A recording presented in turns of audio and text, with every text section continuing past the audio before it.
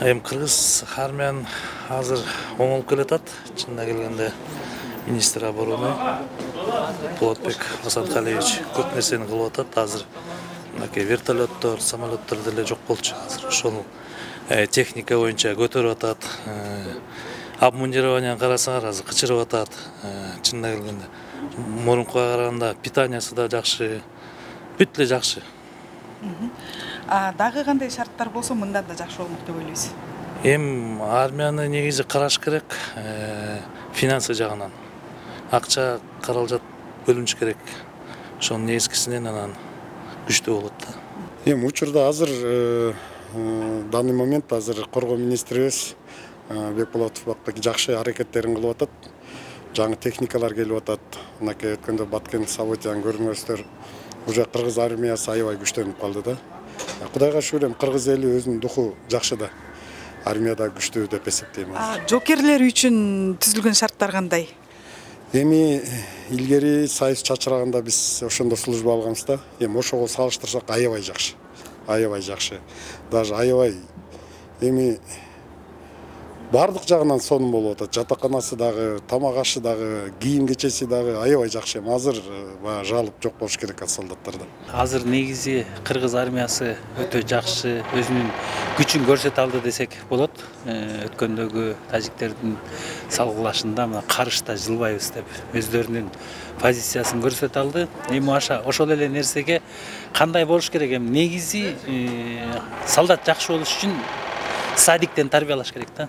Детсаттан баштап тарбиялаш керек. Ата мекенди сүйүү, бул өзүнчө бир кандайдыр бир ушундай кесип бар, ата мекенди коргойт деген деп айтыш керек да. Ошондо чептен эрди күчөбөк дегендей жакшы балдарыбыз чыгат да. Ал үчүн антты бердиңби, ошол антка бек тур дегенди үйрөтүш керек да. Азыр балдарыбыз чынында армиянын баркын түшүнбөй атат да. Мына биз убагында ушу Памир тоолорунда Тажикстандын өтө кооптуу участогунда служба кылып келебиз. Ошондо дагы биз ошо кооптуу экенин билгизбей, ушу Кыргызстанды эмес, Средний Азияны коргоп келатабыз деген намыс менен жүрүп келгенбиз да. Ошон үчүн балдарга көбүнчө ушу мекенди сүйүүгө тарбия кылыш үчүн ошолорду кичинекейинен тарбиялаш керек деп ойлойм да. Менин көз карашым боюнча азыркы армия күчтүү болгон үчүн биз мынакей чек арада жокерлерсиз көрөт атпайбызбы?